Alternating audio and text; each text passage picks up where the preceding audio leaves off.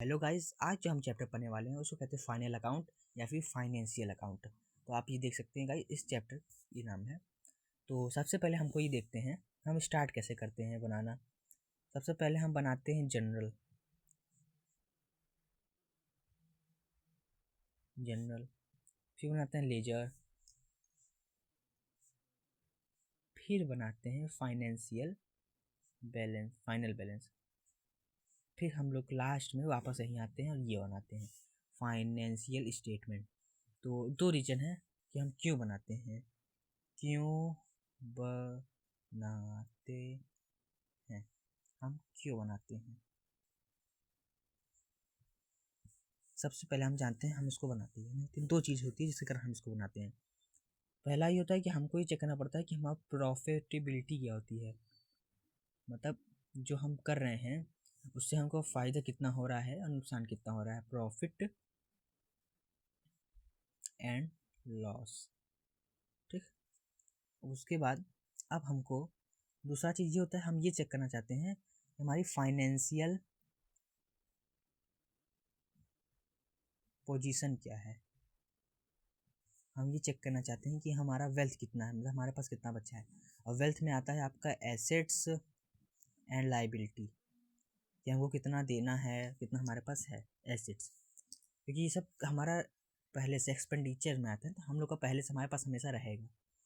अब हम लोग आते हैं इसमें प्रॉफिट और लॉस में। देखिए, इसको जानने के लिए हमारे हमको दो अकाउंट बनाना पड़ता है। पहला होता है ट्रेडिंग अकाउंट, दूसरा होता है आपका प्रॉफिट एंड लॉस अकाउंट।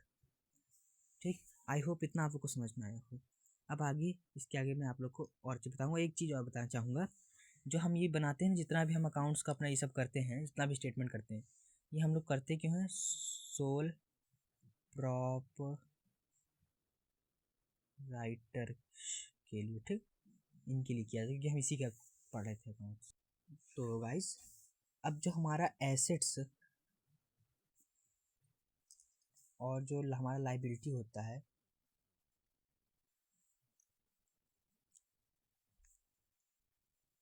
जो लाइबिलिटी होता है गाइस, अब लाइट आ गई, अच्छी बात है।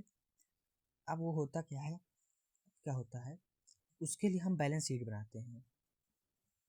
ठीक गाइस, बैलेंस शीट। अब हम लोग बैलेंस शीट क्यों बनाते हैं, देखिए, जब हमको बैलेंस करना पड़ता है कि अभी हमारे पास कितना लाइबिलिटी है, कितना प्रॉफिट है, इन सबको देखने के लिए, नापने के लिए, तौलने के लिए हम बैलेंस शीट बनाते हैं। तो इतना आई होप आप लोग को समझ में आ गया होगा। अब मैं आप लोग को ले चलता हूँ ट्रेडिंग अकाउंट के ऊपर। ट्रेडिंग अकाउंट क्या है, कैसे बनाते हैं, कैसे निकालते हैं। देखिए गाइस, ट्रेडिंग अकाउंट में हमारा प्रोडक्शन मैं लिखने में आप लोग का टाइम नहीं खराब हो जाता है, इसलिए मैं आप लोग को जल्दी जल्दी लिखने की बात तब से रोक देता हूँ। तो गाइस, सबसे पहले था हमारा production, factory processes, cost of goods sold, उसका gross profit, gross loss, gross loss, sale, ये सब आपका ट्रेडिंग अकाउंट में आता है। तो मैंने एक पहला ट्रेडिंग अकाउंट आप लोग को एग्जाम्पल बना दिया, एक एग्जाम्पल तैयार हो गया है। सबसे पहले था ओपनिंग स्टॉक, जो हमारा ओपनिंग स्टॉक होता है वो लिखते हैं।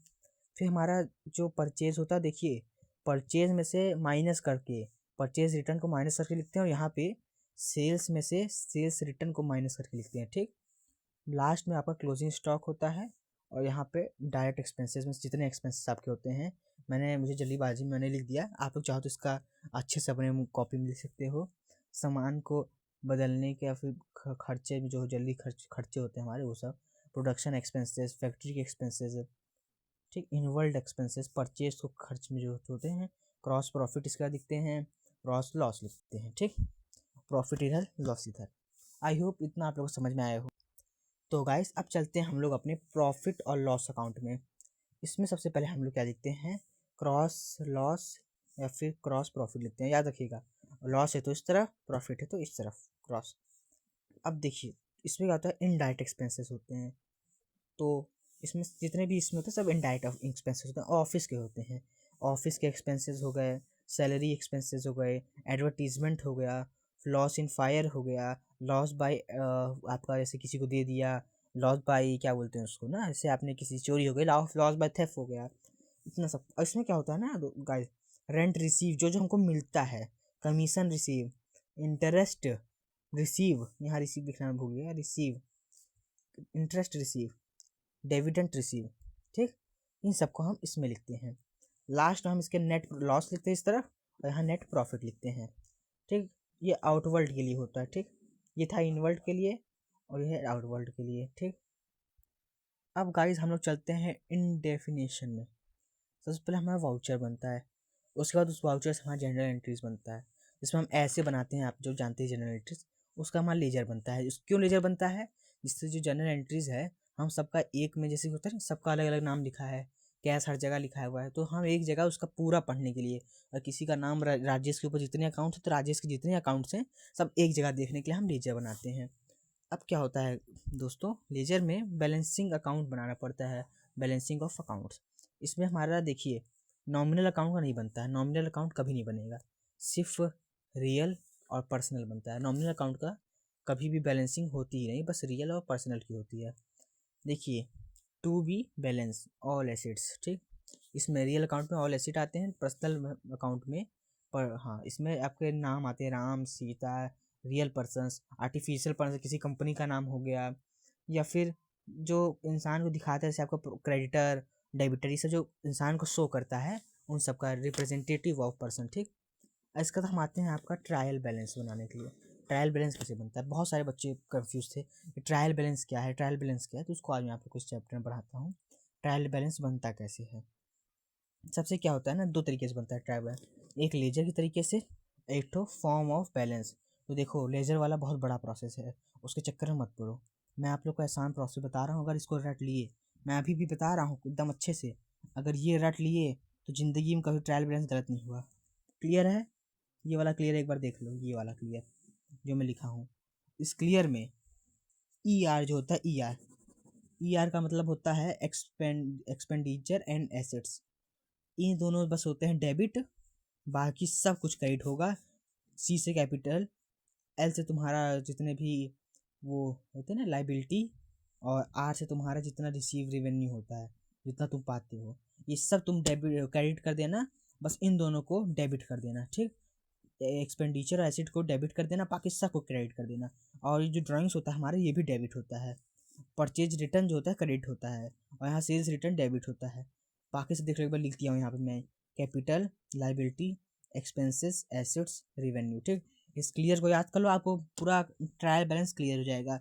ना हो सके तो एक तो मैंने क्वेश्चन भी लगाया है, आप लोग देख सकते हो कैसे। देखिए मैंने क्या लिखा सबसे पहले कि, एक मिनट सॉरी गाइस, कि हमारे पास ये दिया हुआ था, अब हमें इससे निकालना था, तो कैश था, कैश हमारा क्या है, एक तरीके से हम पाते हैं कैश, तो ये हमारा क्या हो गया, वो क्या बोलते हैं उसको, कैश हमारा एक ठो एसिड है। जब हम स्टार्ट करते हैं तो हमारा एसिड होता है कैश, तो एसिड है तो इसमें आ गया डेबिट साइड। फिर आता है आपका कैपिटल, कैपिटल हमें पता है उस तरफ जाएगा क्रेडिट साइड, उसमें लिखा था क्लियर में। फिर आपका आता है बिल्डिंग, बेडिंग एसिड इस तरह जाएगा, फर्नीचर एसिड है, डेबिटर मैंने कहा था ना पर्सनल अकाउंट है, और डेबिटर आपका क्या हो गया, एक तरीके से आपका वो हो गया, क्या बोलते हैं उसको, एसिड हो गया, क्योंकि आपके पास डेबिटर जो होता है एक एसिड होता है, उससे पैसा आपको मिलने वाला है, इसलिए वो एक एसिड की तरह ट्रीट होता है। देखिए वो इधर हो जाएगा आपका डेबिट साइड। फिर आपका क्रेडिटर आता है, क्रेडिटर हमारा पर क्रेडिट उधर जाएगा, क्योंकि वो जो होता है ना एक तरीके से हमको उसको पैसा देना पड़ता है, तो लाइबिलिटी होता है, तो लाइबिलिटी उधर क्रेडिट साइड चला जाएगा, ठीक। अब उसके बाद हम लोग आते हैं बैंक लोन, ये भी लाइबिलिटी उधर चला जाएगा। सैलरी हमने जो है हमने पाया है सैलरी, अगर सैलरी अकेले में लिखा हो, जैसे कि आपका सैलरी क्या होता है, या तो सैलरी हम देते हैं या किसी को लेते हैं, तो सैलरी एक तरीके से हमारा एक्सपेंशन है, एक्सपेंडिच क्या बोलते हैं, एक्सपेंसेस है। मैंने जैसे इसमें लिखा था एक्सपेंसेस, और एसिड जो होते हैं डेबिट साइड होगा, एक्सपेंसेस है तब इस तरफ डेबिट साइड हो जाएगा। फिर इंटरेस्ट है, एक्सपेंसेस है, इस तरफ हो जाएगा। कमीशन है, एक्सपेंसेस है, और सॉरी कमीशन है, रिवेन्यू है, क्योंकि हमको कमीशन मिलता है, तो हमको इस तरफ कर देंगे क्रेडिट साइड। टोटल देखिए बराबर आ गया है। तो आई होप इस वीडियो में आप लोगों को सब कुछ समझ में आ गया हो।